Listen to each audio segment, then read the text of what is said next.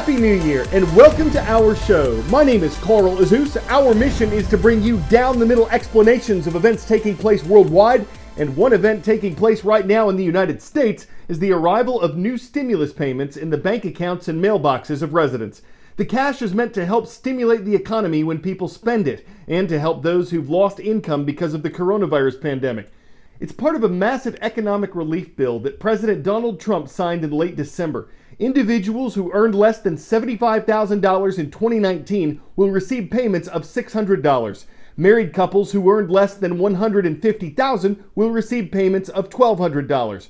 There was a push by the president and some members of Congress to increase these payments, but critics said giving out more cash wasn't the best way to help the economy recover from the pandemic.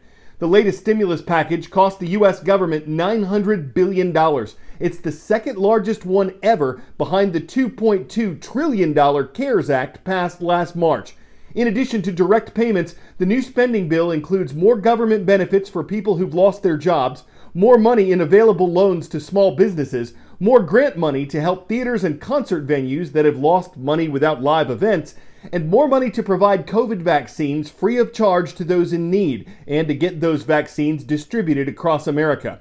Currently, vaccines from two different makers have been approved for emergency use. One comes from the companies Pfizer and BioNTech, the other is from the drug maker Moderna. Millions of shots have been given to Americans so far, with healthcare workers and nursing home residents getting priority for the first available injections. There have been some side effects. Several people in the United States and Britain have had dangerous allergic reactions to a coronavirus vaccine. And polls have shown that a significant number of people don't plan on getting one because of concerns that the shots aren't safe or necessary, as the vast majority of people who get infected with coronavirus survive it. But many government and healthcare workers are hopeful that the vaccines will bring the world a step closer to getting back to normal after last year's pandemic. Fireworks erupt over a now infamous city in China. What a difference a year makes, especially in this place, where the virus that would change the world was first detected. The World Health Organization in China was informed on New Year's Eve in 2019 of a sickness spreading in Wuhan, a pneumonia with an unknown cause. It would be an outbreak that would sweep the world, a universal heartbreak that has so far killed more than 1.8 million people. A year later, survivors in Wuhan turned to some time-honored traditions, like praying at this Buddhist temple for better luck this year, and to close the door on an unthinkable year. I hope that health takes priority. I hope I become healthier and feel more safe and sound. Similar prayers around the world. In India, priests performed the cleansing fire ritual overlooking the holy Ganges. Others prepared for an upcoming year by taking a renewing bath in rivers and in temples. 2020 was a challenging year for a lot of us, but yes, it has taught us many lessons. Like these brave souls, underdressed for winter temperatures, but perfectly suited for the yearly plunge into the Tiber River in Rome. Or families on a mountain slope near Frankfurt, Germany, where shops and restaurants may be closed, but the thrill of sledding, that's something that can't be regulated. There's a saying that time heals all wounds. Here's to a collective wish from the world that 2021 is that remedy. Zain Asher, CNN, New York. 10-second trivia. Which of these currencies is currently worth more than the US dollar? Australian dollar, Cayman Islands dollar, Libyan dinar, or Danish krona? Of these options, only the Cayman Islands dollar is worth more. Each one is about $1.19 US. Bitcoin is also stronger. One unit of that currency is currently worth almost 33,000 US dollars. That's why it's often sold in fractions. Bitcoin has never been this valuable before. When this type of digital money is exchanged between two online parties, there are no traditional banks involved. There are no government regulations involved. There's also not much to protect people who lose Bitcoin if they're scammed, for instance. Its value has spiked and plunged in the past, but it's been on the up and up over the last year. That's partly because of economic instability brought on by coronavirus. It's partly because more investors are accepting Bitcoin. The online payment company PayPal recently announced it would start accepting online currencies like it. But whatever happens with Bitcoin itself, the technology behind it is gaining a foothold.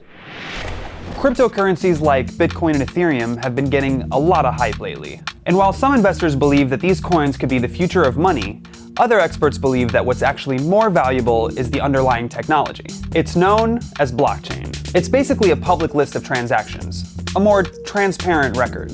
You can think of this digital ledger like a game of dominoes.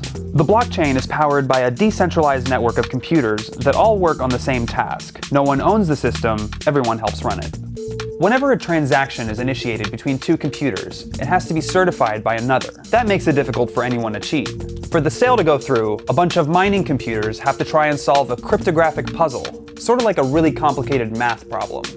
Once one computer solves that puzzle, a record of the successful transaction gets added to the list for everyone to see. All additions are permanent, so no one can delete or change the data. You can only keep adding. You may be asking yourself, what's so great about this glorified list? Well, since the ledger can't be changed after the fact, getting away with fraud is a lot harder. Blockchain advocates also argue that this technology cuts out the middleman by fulfilling the role of institutions like banks and government agencies. This means more direct access to your property, not to mention the possibility of much smaller transaction fees. Sounds promising, but does it live up to the hype? The exchange of cryptocurrencies is a clear use case, but blockchain could also be useful for other types of record keeping. Let's say you're a farmer, and you lose the deed to your land in a fire or a flood. If the government lost your paperwork too, you may be out of luck. But if you uploaded that deed to the blockchain, it's easy to prove that you own that land. In fact, people are experimenting with blockchain technology in a variety of places. From preventing voter fraud, to storing health records, to authenticating memes on the internet.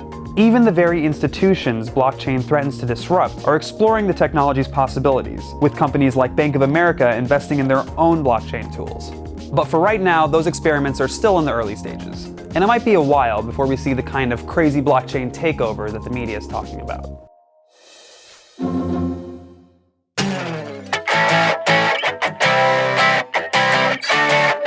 If I say Susie Q, Grizzly Bear, and Madison, I'll probably get some confused stares. If I say Waltz, the Charleston, and Gangnam Style, the picture gets clearer. And if I say the robot, a lot of folks will know I'm talking about a 1970s era dance that's seeing a sort of resurgence.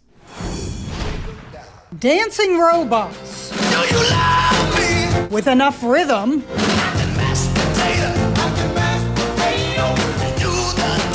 To make someone tweet, great, now even robots have better moves than me. Tell me, do you love me? That Spot, the Boston Dynamics RoboDog you can buy for $74,500. Look at that footwork. Noted one Twitter user, that dog robot has come a long way. The dance video released by Boston Dynamics to celebrate a happier new year inspired humans to imitate the robots. It's cool and creepy at the same time. We're doomed. Even Elon Musk was impressed. This is not CGI. Instead of its usual work lifting boxes, Handler the robot worked the dance floor. After years of being shoved by researchers, being dragged by the tail to test its doggedness, even kicked. The robots got their kicks for a change. Do robots do the human as well as humans do the robot? Jeannie Merce, CNN, New York. So do the robots call it the human? Can they do the running robot? They should probably avoid the car wash and stick to a safety dance like the electric slide, because if they ever get popping locked up and grind their gears when they're not synchronized, they could break dance and require a hammer to get back to their algorithm march. Is today's shout out school South Florence or Florence South? It's South Florence High School in Florence, South Carolina. Thank you for your comment at youtube.com/CNN10. We hope you enjoyed the show. I'm Carl Azuz for CNN.